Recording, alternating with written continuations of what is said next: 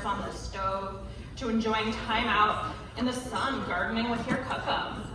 Food is a really important way to stay connected to one's heritage. So with that being said, our first Q&A session to kick off today is all about how these two talented entrepreneurs made food their side hustles and now their careers. So Ginger Auger is a Métis entrepreneur and the founder and CEO of Ginger's Bannock House, an Indigenous catering company based in Fort McMurray on Treaty 8 territory. They specialize in these absolutely incredible bannock donuts. So let's give a round of applause to Ginger. And our second speaker is Lindsay Bolio. She is a Métis entrepreneur from Red Deer, Alberta, and alongside her husband, she is the co-founder of I Love Microgreens Urban Farm. She's been working on farms and greenhouses for the last 15 years in addition to pursuing her business degree at Red Deer College. To learn more about these two talented women and their many accomplishments, you can visit the Métis Youth Side Youth Summit website. Wow, that was hard to say.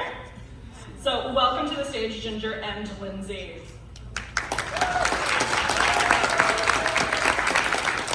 Can you ladies tell us a little bit about yourselves? So my name's Lindsay. I'm from Red Deer. I started urban farming about 5 years ago. So kind of the backstory of how I started my business, it was, I lost my dad 9 years ago to suicide. So it was a grief journey for me. I needed something to give me that sense of purpose in life again. And so growing food for people was like that place that I needed. So I got into, I bought myself a rack and some seeds and was like, we're gonna do this, we're gonna start this and feed people and teach people about mental health and show people that you can still survive after losing someone to suicide. So I've created my business to be this platform to feed people, but also feed your mental health and go from there. So yeah, and then I just like spreading my story about where you can go, that you can be somebody after such a tragic loss, that you can survive, you can keep going. So it's been 9 years and this year, we're 5 years into business and I can see the impact that I have on people when they come to visit me at we have a kitchen, so we're at the Red Deer Gasoline Alley Farmers Market, and people will come and they'll tell me stories and I can share that hope with them. But then they come for my food too, which is really cool, just to feed people. I turned so many people from just steak and potato people into salad people. So, and that's all through the microgreen nutrition. My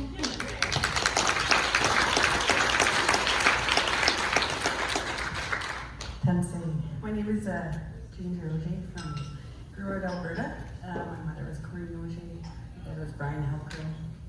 I am so happy to be here. I'm from Ginger's Bannock House, and it's a great honor to be asked to speak because Ginger's Bannock House took a life of its own. I started with my single mother and my sister, and she tried so hard. She was such a young mommy, and she raised us on bannock and just whatever she can. She's a survivor. We moved around a lot, and she always made sure we had bannock. She was showing bannock. When we had nothing, we always had bannock. And for me, it's funny because a long time ago it was a suffering if it was bannock because we didn't have bread. And now it's like almost a delicacy for some people like me selling it. And I went through a loss with her with mental health too and suicide. And I was on that journey, and I had a lot of trauma and a lot of things happened to me from just residential schools and my great-grandfather and grandmother going through that, and my family dynamics, like being Indigenous. But through all of it, and being Métis, we always survived like through bannock, and we had these beautiful things of like fish and would have gatherings or would always provide for each other and go jig, and it was really awesome. Like, I always remember that even though there was darkness there was always light. And now I had two little boys, and I used to be an alcoholic, and I changed my life and I got help. The sadness went away. I started learning my culture. I started surrounding myself with so many amazing people, and they love my food because my mom showed us love through food. She didn't have much, but she had laughter and dance and like love through food. And she was so proud of Bannock and her Métis culture. She used to call it Métis. It's so funny. I wish she was here. I'd tell her like Métis mama, like. But I know she'd be proud of like us now.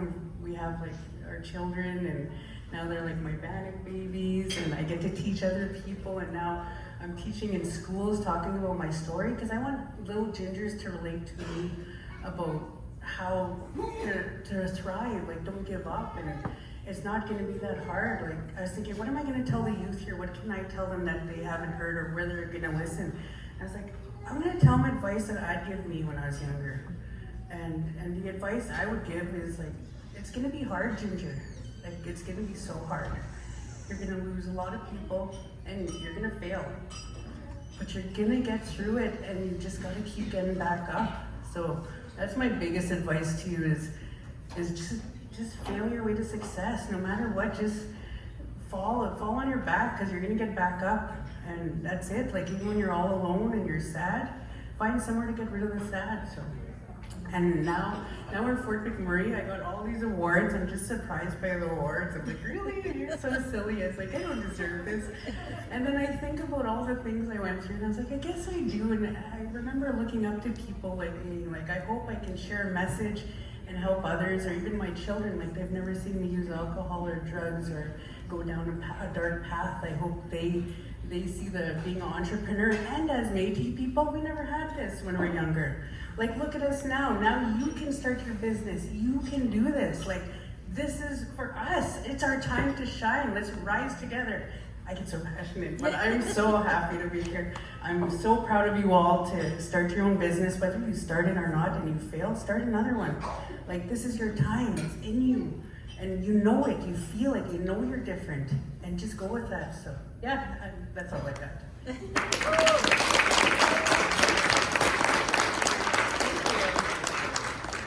So now we're going to open up the floor to you guys. If you have any questions for Lindsay and Ginger, we have two lovely mic runners. So just raise your hand and they'll bring you a mic and you can ask your question.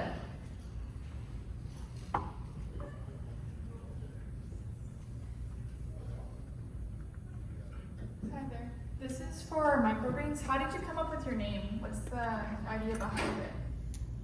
So my husband's really big into like the dad jokes and puns and everything. So when you think about, I hear it so often now, like when people are like, oh, I love microgreens. And so that's what he wanted it to be like. When you think of microgreens, what's the first thing you think of? I love them. So that's kind of how we got into that. I love microgreens. We wanted to have a cute love and heart in there because I put a lot of intention into my food when I grow it, from the seeding to the harvesting to making it into salads and dressings and different things. So yeah, that's kind of how we did it.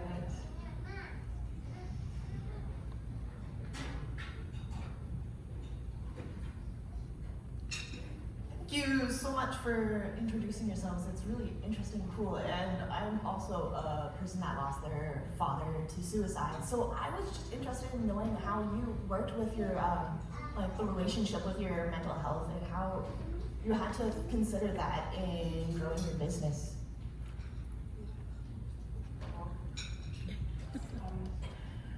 I was really lost when I lost my dad. I lost all my confidence. I used to be this hula hoop fire performer. That was probably one of my first businesses. And when he passed away, I lost everything. I lost all that. So it took a lot for me to keep my mind busy and to realize that this is something, and through food is healing, I find. Like, it was something that gave me that purpose. And each day I'd wake up and I'd talk to my dad. I'm always like, hey Dad, gonna help me in the greenhouse, like in the farm today. And I find the two things that I always tell people about him is that he always talked about ideas, and that's what I try to do when I talk to people. I just talk about ideas or talk about good things that are happening. Never talk about other people. I never heard him talk a bad word about other people. He was just always in that moment and excited about each other. So that's where I try to share that with him. And just, he didn't fall. Like when he failed, he got back up. And that was something that I was just like, okay, this guy has a lot of tenacity. And so I just talk to him a lot, and I check in with myself. I'm on a really big healing journey too right now, like prayer, smudging, just connecting with others, talking about mental health. That's how I do it. And yeah. Awesome. Yeah, my mental health journey started years ago. Like I said, I was kind of on the extreme side, and I needed to go to treatment. Some people need that, and some people don't, but I did. So I started there, and then I just started going to like anger management. I started finding Métis locals. I started looking for free therapy, women's groups. Maybe you need AA, maybe you just need a support group for grief. I'm desperate, I guess. I guess I get desperate about my healing because I'm like, I'm gonna try it all.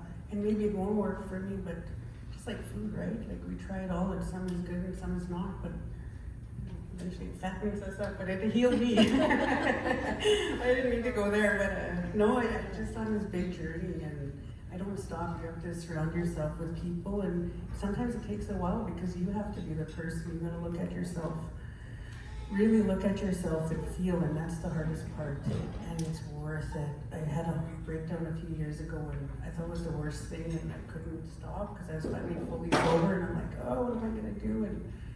And I got to see Ginger as for me, and I finally got back, and I looked for all supports and looked around town for the Métis local, Rupert Island. All these people are here for us and to support us, and reach out when you see the posts and everything, and other people that lost, that you see them doing what you want to do. People like being asked. I didn't know that. Ask for help. That's what I do now. I ask for help, and I listen. And it took a long time for me to do that because I had a lot of ego. So I put my ego away, and I just smudge and pray. And now I did the four things: emotional, mental, and now I'm on physical. I left physical for last because the whole thing is a balance. And I was like, oh yeah, balance, whatever. I did it everywhere, and finally I'm applying it to my life. And I've never been more at peace or know that everything's gonna be okay. Like it's gonna be okay. And I want to see, hopefully, my mother one day, and I'm gonna honor her like she said. I honor my mother with the kindness, and I bring her to life and my food, and I get to speak about her and bring her into my business, and it's beautiful when I'm like, hey, I was blessed with her. She was beautiful, because a lot of the people that do take their lives are beautiful givers, and they're just hurt, and I'm like, she was so beautiful, and she's in with us still, and I can bring that. So just focus on the beauty of your family, and it's hurting, and yeah, reach out to each other, or reach out to someone that you trust until you find the right one. Don't give up, just like good pizza or whatever you're searching for. We always look until we find the right one, right? Why can't we do that with therapy or help?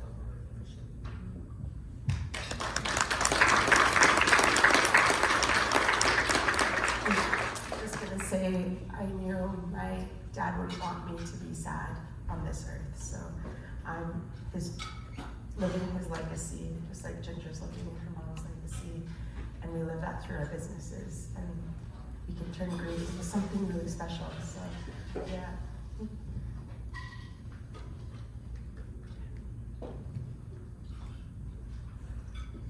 This is a question for both of you. Where do you plan on taking your businesses in the future? Well, right now, we're in Fort McMurray, and I employ mostly Indigenous people in recovery. So I want to train them, and then they go on to have either their own business or move on to their own jobs, and to have independence and the support and culture. I'm working with all of the agencies in Fort McMurray, and I'm hoping to have those type of businesses in every city.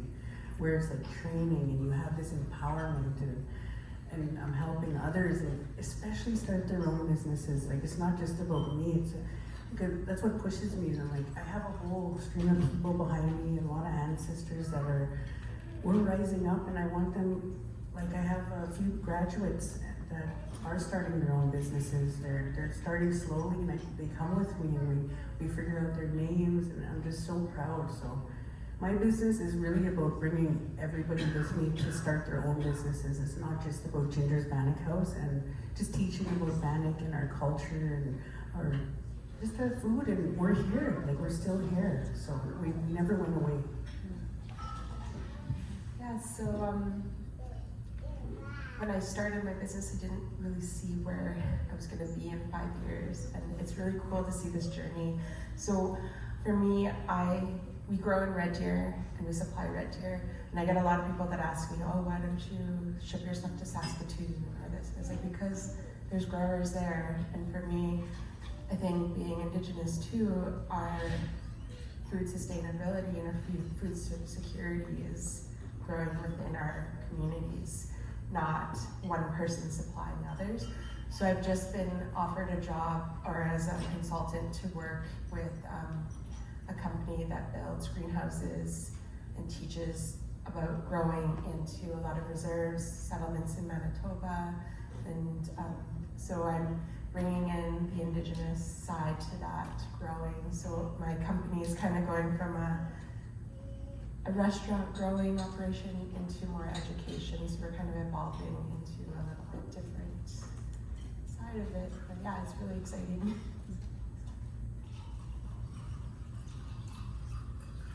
I wanted to thank you both for speaking, and I just have a question about what sustains you and how do you figure out a balance between all this work you have to do as an entrepreneur and your life, because I know you're both mothers. It's tough. Like last week I was having 19-hour days and I would just sleep, and the only time that I stopped to sit down was to drive like my food or deliver it. And as I stopped, I was like, hey, I haven't sat down. I was like, well, I'm having the greatest time. So what pushes me is, and my family got to help me at the market. They're helping my little boys. I'm teaching them about money, and they want to start their own businesses. Whether they want a degree or start a business, they have that option, and they're starting their own little side hustle too, and they're 5 and 7. So what pushes me is I love it. I love working with people. I love the business. My mom, as a Métis, like she was always trading or working out deals or doing, she always made it work. She always, whether it was legal or not, we made it work, like, to be honest. Yeah. We always made it work a long time ago, and she was always, and that's what, I make it work. I guess I just love the challenge. It's funny because you have this real crazy, challenging life, and now it's like, oh, I need a challenge. Like I need that. It's a part of me now. So like I said, if you're having a tough time or a tough life or just sad, sometimes you kind of get like a little addicted to it. So I hope that happens to you and you keep celebrating your wins. But that's how I just love it, and I get to teach my little ones, and they're loving it and proud of themselves, and yeah. Yeah, it's a lot because I do work 19-hour days as well sometimes, and just this year I've been more on my mental health and taking this time for self-care. So like going for a massage and putting that time aside, but watching my kids see me and how hard I work to take care of them. And I've got my oldest helps me. He's always at the farm with us. And my youngest, he started making his own salads and selling them at the market.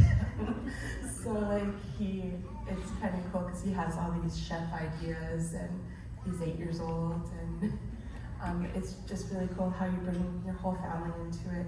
And there are some really hard days, and you're gonna cry, and you're gonna be angry, and you're gonna want to give up, but having that support system that kind of checks in with you, lets you know you're doing the right thing, and like your customers do help that, because they're like, oh, I've never had such good food before, and you're like, because it's all our love that we're putting into this product, and that kind of drives you to keep going. You're like, okay, I'm not having a bad day anymore.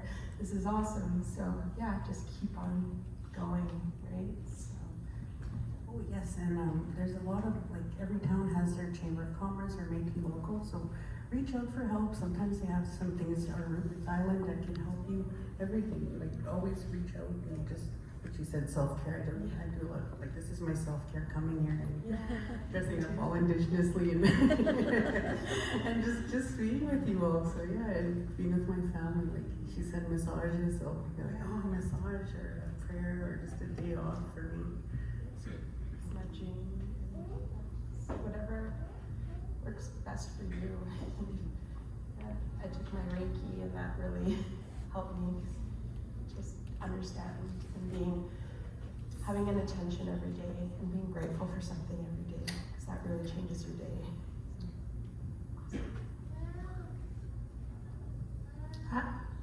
Sorry. Hi. How do you ladies promote your businesses? How do you reach your customers? And also, Ginger, where did you get your earrings from? Oh, Jade Shine Designs. She does her own moose hide. She's a really good friend of mine. She's amazing. She does her own moose hide scraping and everything here in Edmonton.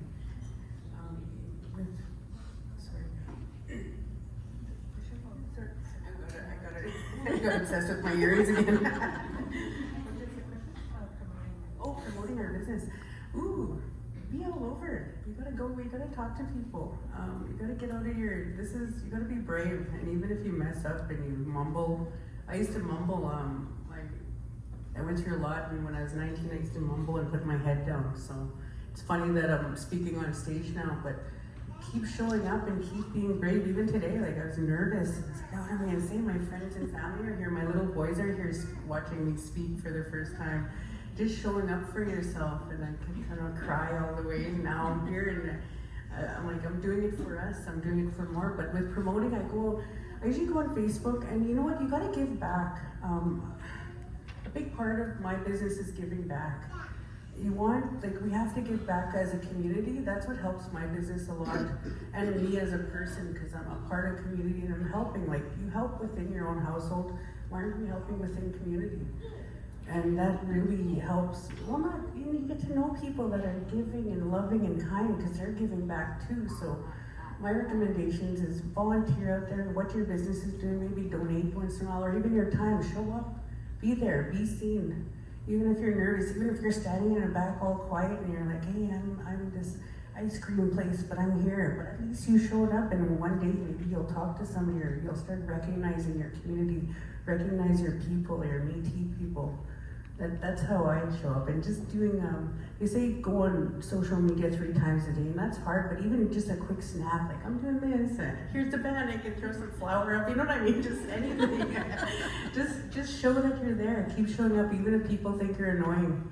Like, they do, but oh well, it's your business. I'm like, oh, I'm a business. They're like, quit taking pictures of your supper. I said, I'm a business. Like, every time, like, stop, no eating. We're taking a picture. And the kids are like, oh, it's gonna get cold, but just do it. You gotta push yourself and show up. Yeah, so we also use social media a lot. It was a struggle for me. Like, I just turned 40.